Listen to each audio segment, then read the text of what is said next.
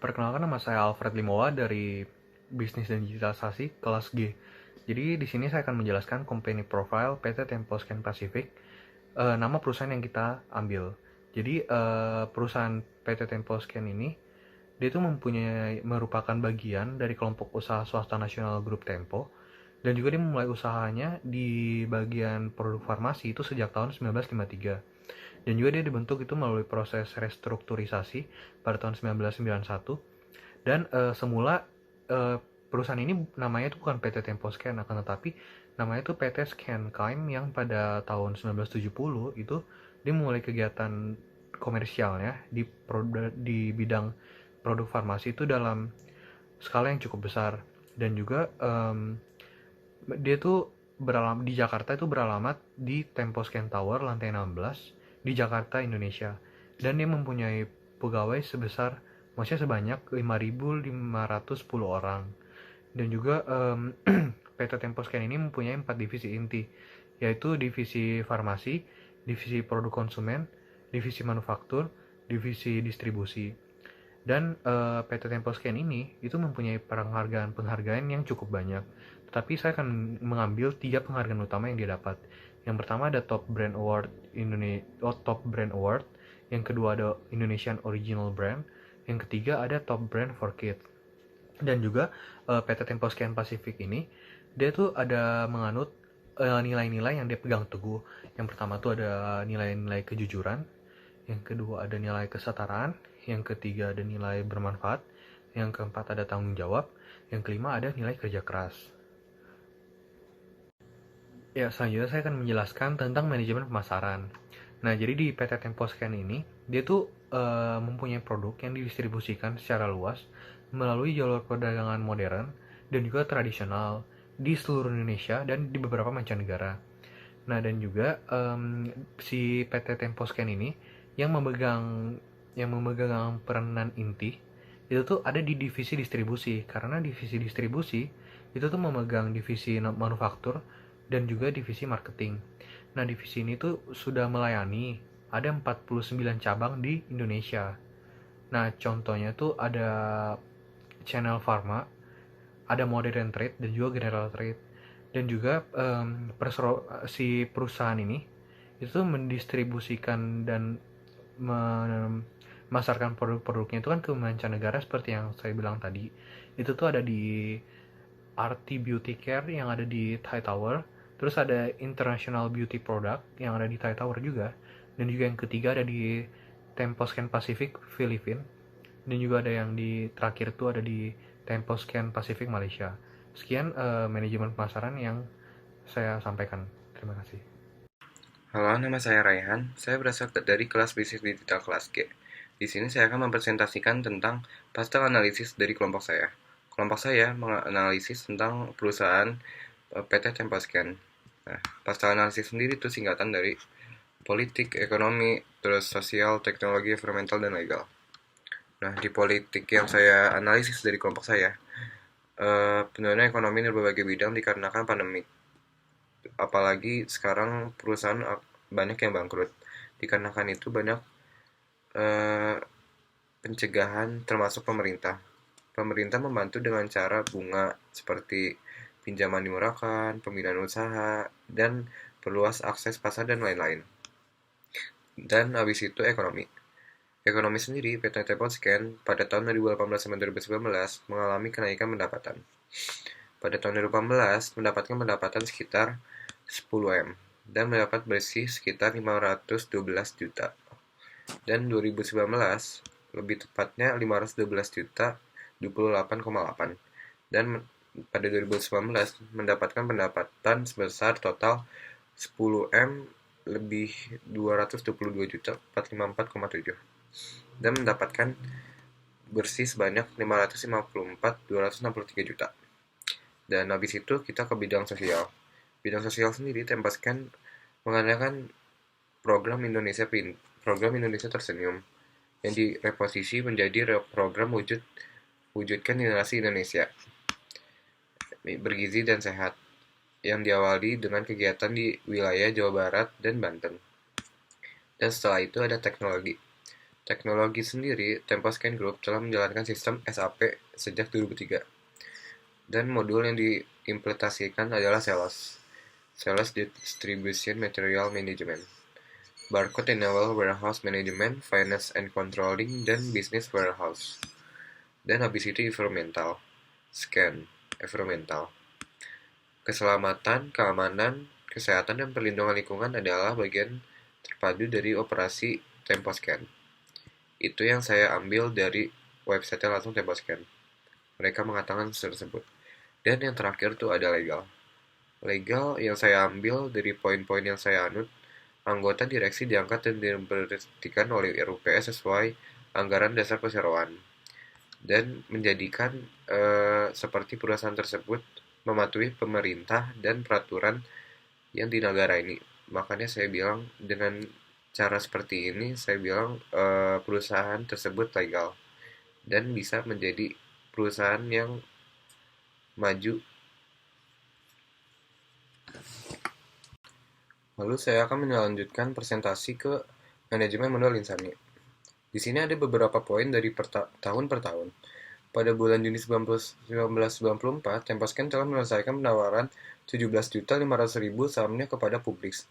Sehingga sejak perusahaan publik menjadi perusahaan publik dengan total saham yang tercatat sebanyak 75 juta saham di Bursa Efek Jakarta. Dan poin kedua, pada tahun 1995, nilai nominal setiap tahun Temposcan diubah dari Rp1.000 menjadi Rp500 per saham, sehingga jumlah saham tercatat menjadi 150 juta. Dan habis itu, sedangkan total modal ditempatkan di store tetap pada 75 miliar.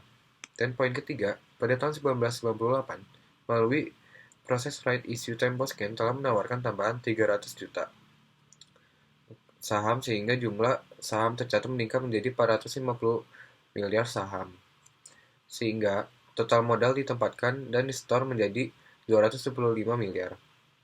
Dan pada tahun 2006, Temposcan kembali melakukan pemecahan saham di mana nilai nominal sahamnya diubah dari Rp500 menjadi Rp50 per saham, sehingga jumlah saham yang tercatat menjadi 4,5 miliar saham, sedangkan total modal ditempatkan dan store tetap pada 275 miliar. Dan kita melanjutkan ke slide kedua dari manajemen modal Insani. Dan yang terakhir, pada tahun 2008, PT Bogu Mulia Nagadi, pemegang saham pengendali Temposcan, melakukan proses tender offer untuk membeli kembali 1M lembar saham mengembang bebas di pasar sekunder dengan harga yang ditawarkan Rp700 per lembar, sehingga mengakibatkan total kepemilikan BMN di Temposcan menjadi lebih dari 95%. Dan poin terakhir, pada Mei 2012, PT Boga Mulia Nagadi dibantu oleh manajemen Temposcan melakukan private placement kepada beberapa investor terpilih di Singapura dan Hong Kong. Jumlah saham yang dijual kepada investor dalam penempatan tadi ada suara yang mengganggu. Dalam penempatan adalah 800 miliar. Saham dalam kurung 17,78% dari total saham yang tercatat. Kurung tutup dengan harga 2,6 M per saham. Meningkatkan jumlah saham mengembang bebas di pasar sekunder dari bawah 5% menjadi sekitar 22,7%. Sekian dari kelompok kami, maaf bila ada kesalahan. Terima kasih. Halo, perkenalkan nama saya Michael dari Bisnis dan Digitalisasi Kelas G. Saya akan menjelaskan tentang manajemen operasi dan manajemen keuangan dari perusahaan yang kelompok saya pilih, yaitu PT Temposcan Pacific. Saya akan memulai dari manajemen operasi terlebih dahulu. Manajemen operasi. Distribusi adalah pilar usaha penting dalam portofolio bisnis Temposcan karena posisinya sangat penting untuk memberikan jasa layanan penjualan dan logistik yang efektif untuk produk-produk consumer health, farmasi, kosmetik, dan produk konsumen Temposcan ke berbagai saluran penjualan, antara lain general trade, modern trade, pharmaceutical trade, serta e-commerce. Divisi distribusi Temposcan bekerja sama dengan divisi CPC dan farmasi serta divisi manufaktur membentuk Temposcan Integrated Supply Chain and Distribution Ecosystem yang menyediakan jaringan multifungsi. Strategi manajemen divisi distribusi adalah untuk lebih memperkuat tim penjualan dan operasionalnya melalui sinkronisasi berbagai fungsi antara lain perencanaan penjualan dan operasional, perencanaan pasokan barang dan pengisiannya kembali, serta integrasi kepemimpinan manajemen penjualan dan operasional baik di tingkat cabang maupun kantor pusat. Divisi ini dengan dukungan dari tim teknologi informasi atau IT, Temposcan telah berhasil menyelesaikan implementasi sistem Salesforce Automation atau SFA yang disebut Temposcan Integrated Mobile Order System atau TIMOS untuk penerimaan pesanan dan memetakan tenaga penjualan secara nasional.